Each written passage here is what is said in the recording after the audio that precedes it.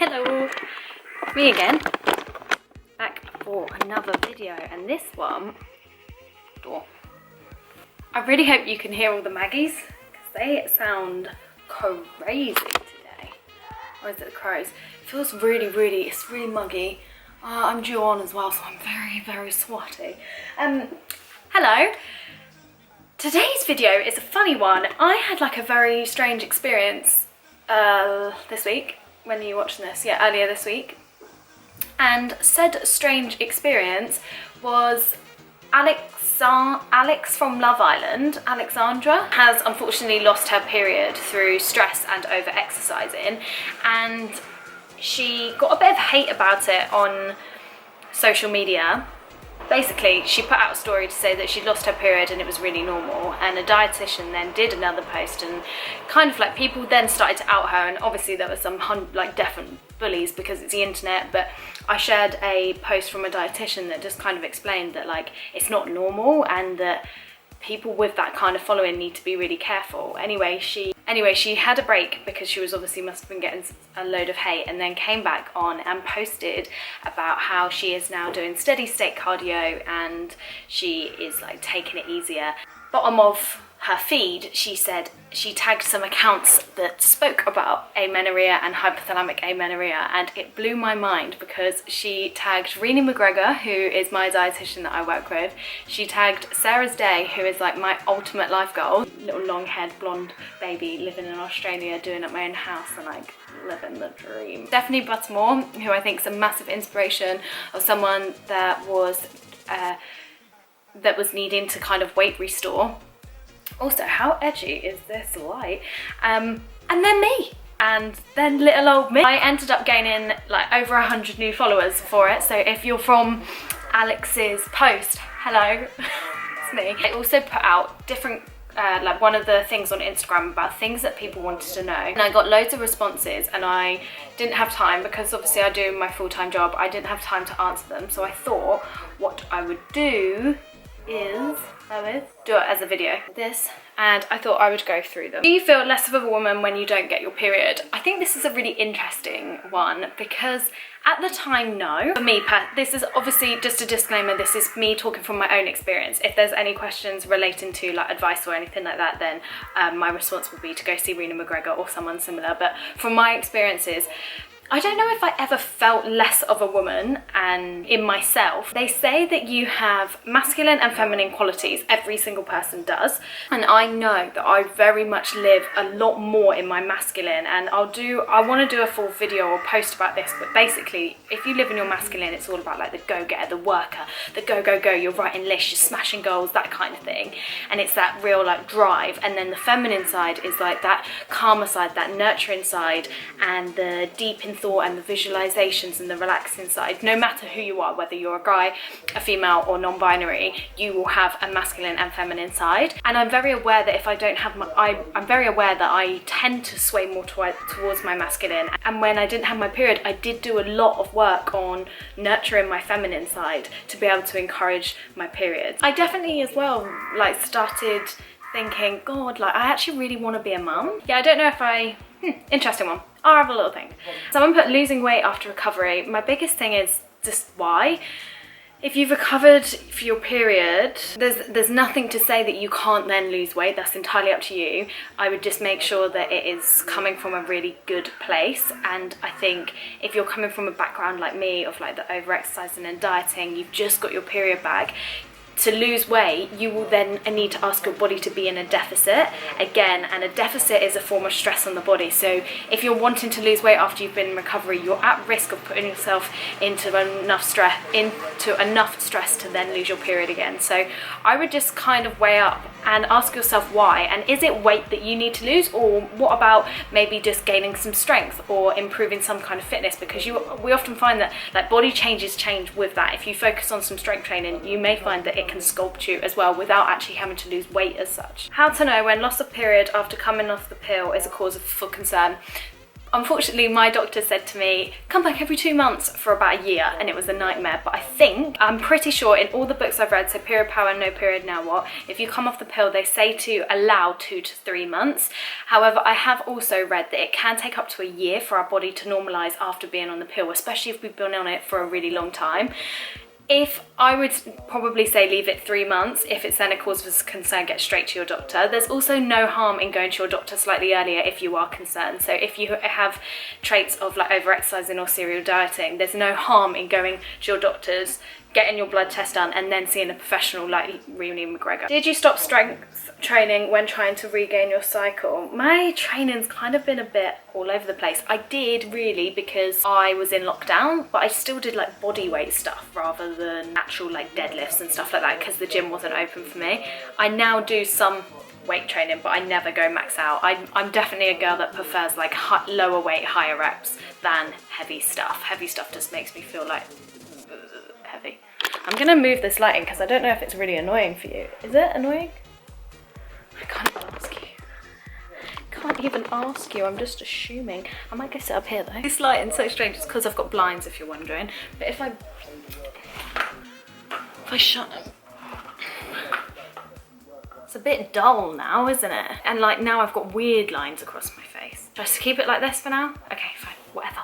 Did your period come back as a normal flow or was it light/short to start with? Completely normal actually. Quite heavy to start with, but other than that, like pretty normal. For 2 months it was pretty normal, and then unfortunately at the start of this month I was ridiculously ill with kidney infection and tonsillitis, and I was on like really strong antibiotics, so it's meant that my period's late this month, but I'm not worried. I kind of expected it. My body was like, I was so poorly. In fact, I don't think I've ever been that poorly before. So I kind of like said to everyone around me like, I'm like a little bit, I'm not sure if I'll get it this month, but I can feel it in my boobs today, so who knows. Yeah, normal flow for me, but I do think it's different for everyone, right? Like some people can have like really short cycles or really short periods or like really heavy. I just think it's so different for everyone, but for me, yeah, like actually completely normal. Mindset and how to correct when period emotions get you. I think this is for a full video. I think my biggest tip is don't try and fight them, embrace them. Well, there's nothing we can do about it, and I think that's the stigma that I want to remove from periods, is like when people say, oh, she's miserable because she's on the blob. Yeah. Or actually, yeah, I am miserable because I'm on the blob. Or yeah, I am miserable because I'm due on. Like, it's factual. Our hormones fluctuate, which can cause mood changes. Like, there's nothing we can actually do about it. And I think my biggest tip would just be to embrace it. And on the run up to your period is just like making sure you're really like relaxing and nurturing yourself. Have the baths, be really kind to yourself. Don't try and be the go-getter that you might have been like just after your period, for example. But I'll do another video on that. Amenorrhea and libido. It's a thing. Non-existent. Completely non-existent. I used to say to my friends, if I went the rest of my life without having sex, that is absolutely fine. I had absolutely no sex drive whatsoever, absolutely no interest. That is to do with your hormone fluctuations. So yeah, it's completely normal if you have low libido and you don't have a period through amenorrhea. It's normal. Camera ran out of storage. When I say normal, it's not actually normal, obviously. It's not a normal thing for us to not have a libido, but it is common if you don't have your period and you suffer from amenorrhea. So if you're in a relationship, my biggest advice would be to just be completely transparent. Say, it's not your fault. It's my hormones everywhere, basically. It's also pretty common if you're on the pill, I believe, and again, I think that's to do with hormone fluctuations, but don't quote me on that. Maybe do a bit more research into it. I have definitely found that since I have recovered, started eating more and fueling my body properly, my libido has dramatically improved, and I also think body confidence has dramatically improved as well. So I also think that it comes down to like having enough energy. Anyway, whether exercise or food changes made the biggest difference. For me personally, I think food, because I just started to fuel properly for the training that I had. I think a combination of both, right? So in No Period, Now What, they ask you to do absolutely zero exercise and eat a shit ton of food, 2,500 calories minimum, I believe. Whereas Renee McGregor, who I worked with, she didn't want me to completely cut out exercise because there's so many benefits, right? Mental benefits, physical benefits, and it's also part of us. And to ask someone to completely cut out exercise, especially if they're a little bit addicted to it, is quite dramatic to get someone to do. So Renee just was coaching me to make sure that I was actually just fueling myself for those workouts and for my training, and I think that really helped. Obviously everyone's completely different, and during this journey I really worked on my mindset and really challenged my beliefs about why I needed to exercise. So I was able to like reduce my exercise as I healed that part of me, and then also just made sure I was fueling for my workouts as well. If I'm still hungry after 2,500 calories, should I eat more? Definitely. I think it's hard, God, it's so hard to trust your body, but if you are hungry, even if you are, and hunger can come in forms of like physical hunger, so like actually being hungry, or like thoughts around food, so if you're constantly thinking about food, and also if your like natural body is disrupted, so like sleep or gut health or something like that, that can all be signs that you're still hungry. So I notice if I haven't eaten enough that day, I'll really struggle to get to sleep that night. I'll also become like constipated and have like real bad gut issues. I'll also have like real thoughts around food, and like if I see a post on Instagram, I'll be like, oh my god, that looks amazing, and I'll be wanting to cook all the time, or I'll just be like snacking at muesli, that sort of thing. That's when I know that I'm not fueling myself properly, and I need to look at what I'm eating at my mealtime to make sure I am fueling myself. Meal ideas for people who need to lose weight that are sustainable. Oh, this is one that's obviously completely different to amenorrhea. For amenorrhea, and I forget that if you don't know, my background's actually a personal trainer, and a lot of people follow me for like fitness and nutrition to start with, and I forget people still follow me about that. But I think for this one, and I know this girl in particular follows me because of that, this is maybe one that I would want to answer in a completely separate video, because I quite like the idea of maybe doing like training for fat loss or for training for aesthetic goals in a sustainable and healthy way. I would quite like to do a video around that, so I'm not going to answer that one. I'm going to save that for another video. How long did you suffer from amenorrhea for? 2.5 years. 2.5 years. It was a long process. I really don't want to eat anymore. I really don't want to eat anymore or exercise any less. I feel like this is my life now. What can I do? Babe, I know exactly how you feel.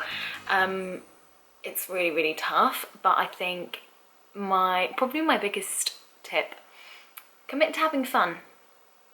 Once you commit and set the intention to having fun, so that is all kinds of fun, so like seeing your friends, eating out, watching films, that kind of thing, and commit to having fun that is outside of a workout and outside of dieting, I found that I really struggled to like be miserable, or I found that as soon as I started to explore other things, that I started to have fun. So I actually started at the beginning of this year committing to trying something new every month, and I also committed to the Happiness Project, which is where you focus on 3 things every single day for a month.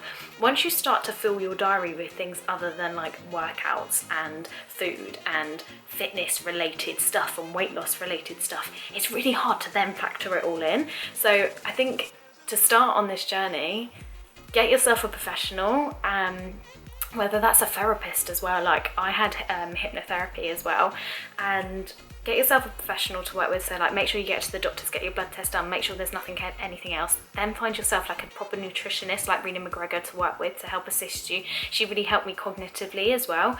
And start having fun and start fueling yourself slowly. Start looking at your life as a whole and kind of like trying to detach yourself.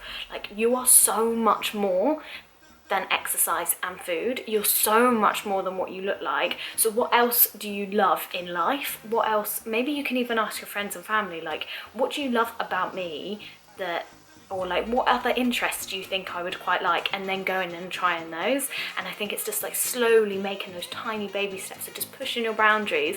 I was about to put dribble. Pushing your boundaries that little bit more each time, that everything then piles up, and it doesn't matter. You can take 1 step forward and 5 steps back. Doesn't matter. It literally doesn't matter. We've got like, there is no set in time to do this. Obviously, if you're wanting to have a baby, that's a slight difference. You might have a time frame on it, but I would just detach from a time frame and just completely relax and let go and trust your body, and know that as long as you're fueling yourself and you're loving yourself, and or at least you're on the journey to, your body will repay you and you will get your period back, and you will be free from like that food restriction and that like mental like So yeah, I hope that has answered a few of the questions and given you a bit more background around period chat and amenorrhea and stuff. If you have any other content ideas and any other video ideas, please let them know, either slide into my DMs or comment down below, and I will try and do those, because especially now there's more of us here, I really want to make sure that I'm putting out content that you lot are going to actually want to see, and it's going to really help you, because my main goal is, I just feel like I could have found, can you hear that magpie? I love magpie. He is loud. I just wish that I kind of want to, without being arrogant and big-headed, I kind of just hope to be the person that I would have needed when I was on this journey as well. So yes, I hope you enjoyed this video and it answered some of your questions. If it did, please give it a thumbs up and subscribe to my channel, because you have no idea how much it helps. If you are on Instagram, then maybe just give it a like and share it to your feed post or something. That would be really helpful. And have a lovely day, and I'll see you next week. Bye.